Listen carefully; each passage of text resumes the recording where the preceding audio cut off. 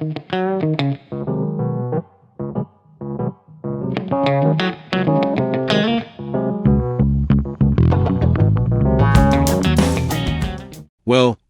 today we're going to talk about how the third-generation Firebird that you see here inspired a critical design element of the C8 Corvette that was introduced almost 4 decades later. Sounds hard to believe, but it's actually quite true. Now, the third-generation Firebird that you see here is the inaugural year 1982 model, and this is my personal car. It's actually the oldest car that I have in my collection in terms of my ownership. I've owned this car for, it's hard to believe, about 20 plus years, and I haven't owned anything else longer. The thing that's interesting for me is that I have. To say that I fell in love with this car looks growing up watching night, Rider on television. I didn't want a replica kit car, but I thought that the design was just a beautiful design. And I found this car in Minnesota back in 2005, and it had 29,000 miles at the time. It has 32,000 miles now, and I just fell in love with the red on black. Just thought it was absolutely gorgeous. And I think this car is a gorgeous car. And I have to say, I especially love the wheel-to-body proportions. This car only has 15-inch wheels, but they look just fine on the car because take a look at the fender. There's not much height to the fender above the wheel. It has this beautifully sculpted wheel arch, just delicately filleted.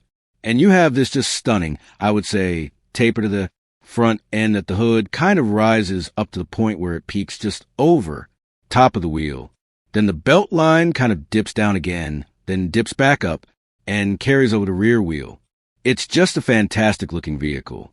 But let's go back a little bit in the Firebird design history to talk about the inspiration that I'm mentioning.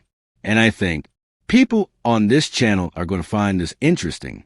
So as I mentioned, this is a third generation Firebird.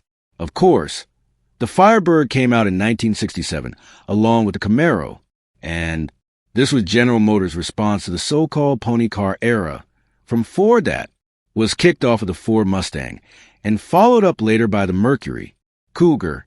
General Motors, of course, had to enter this particular space since the Mustang was so gosh darn popular, and it came out with the Firebird.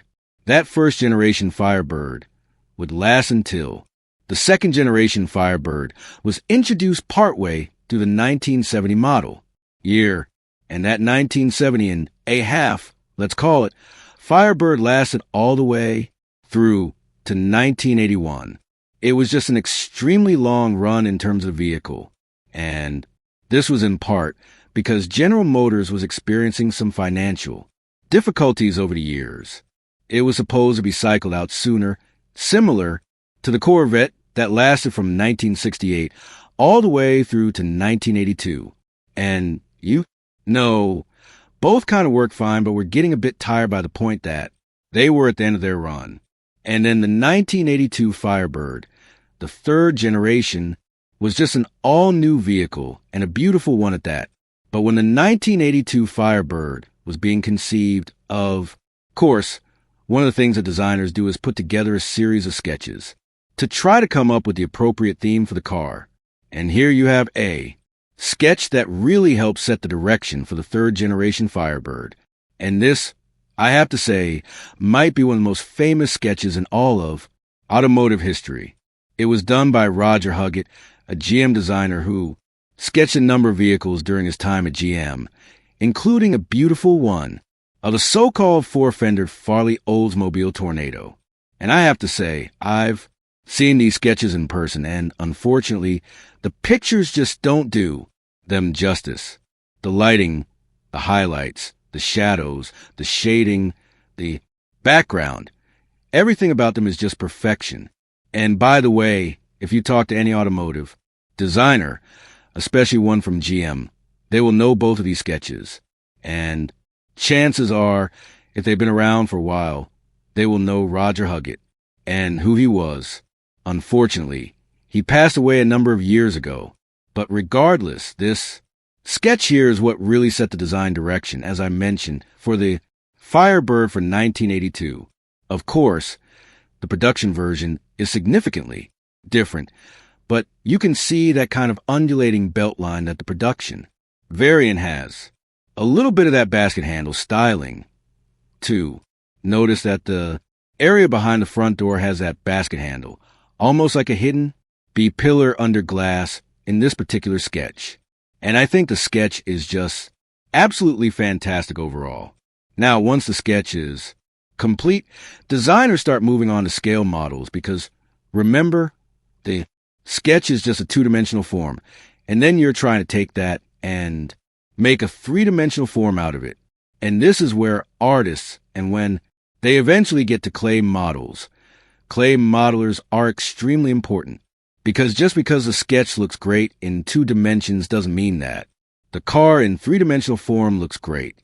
So here you see a scale, model, and this is one of the tricks that designers employ. There's really only half of a scale model here. It's half of a car, and then it's put up against a mirror so that you can kind of cheat and get a full vehicle while only doing the work of half of it. But while the sketch was mouth-watering, I think the scale model here was even more mouth-watering. Probably was not something that was readily able to be product ionized because look at how low that front end is. I can't imagine that that was something that was going to be able to meet the bumper impact standards of the time. But nonetheless, this was probably still in the unconstrained, let's say, form where designers were instructed to come up with what they thought was the best model before the production constraints were put on it. And the 2 individuals that you see here at the left of the photo is Bill Porter. He was Pontiac studio chief during the 1970s. He led the design of everything from the 1970 GTO to really anything that came out of Pontiac during that era. And he worked on a number of cars prior to that, while he wasn't the chief designer of Pontiac in the 1960s. He certainly had a hand in many of them. Later became Buick chief designer. To the right of Bill, Porter is Dave Holes, who was, I believe at this point, Bill's boss, and he was the executive in charge of a number of GM studios. And you can see them both standing here marveling at this particular scale model. So what do I mean by the fact that the 3rd generation Firebird inspired the C8 Corvette? Well, take a look at the scale model and the wheels that you see here. They almost look like a snowflake. And Pontiac had snowflake wheels, but these are kind of variant on the snowflake, a next generation one. And I wonder if that's where Roger Hughet was going when he sketched the wheels in his sketch. You notice that the same wheels are on the model are here on Roger Hughet's sketch. Beautifully detailed and unmistakable, let's say. So now it's fast. Forward in time to 2020 when the C8 was introduced, and take a look at one of the particular wheel variants that was used on the C8. HM, does that design look familiar to you? Does it bear any passing resemblance to the sketch that you just saw and the scale model that you saw before that? I have to believe that. The sketch and that scale model really inspired this wheel because that Firebird sketch is still known within the halls of General Motors, particularly by the design team that worked on the C8 Corvette, which included many General Motors veteran designers who had been there for decades, like Tom Peters and John Cafaro. Those individuals had worked at GM all the way back into the early 1980s, and so I'm pretty sure that they were aware of that sketch, and as a result, maybe it drew the inspiration for the wheels that you see here. They are on another picture of a C8 Corvette, and again, I think it's quite unmistakable. They look exactly like the wheels on the Pontiac that you saw before. The interesting thing, though, is that I think that these were trying to emulate kind of the pattern in a snowflake and be, like I said, the next generation snowflake wheel for Pontiac, because Pontiac had that honeycomb wheel and the snowflake wheel. So there was this heritage associated with the wheels here. There was no heritage associated with a so-called snowflake wheel on the Corvette. I'm going to dub it the snowflake. Well, even though I don't think that that's what they call on the Corvette. And here I'll close out with a particularly attractive variant of that wheel. Here you have the 5 major spokes. They're done in a bit brighter, finished in a little, I'll call them minor branches or spokes. I think this Looks fantastic. This might be my favorite variant of the wheel. And this was not something that was in the sketch or on the scale model that you saw of the Firebird. So the Corvette designers really came up with something quite novel, and I think beautiful. And it suits the car despite the fact that the Corvette didn't really have any of that snowflake, heritage that I mentioned before. So after seeing the Corvette wheels and seeing the sketch, which is probably from the late 1970s, what do you think? Do you think the GM designers took inspiration from the sketch in creating that wheel? Again, here's the sketch and then here's the wheel.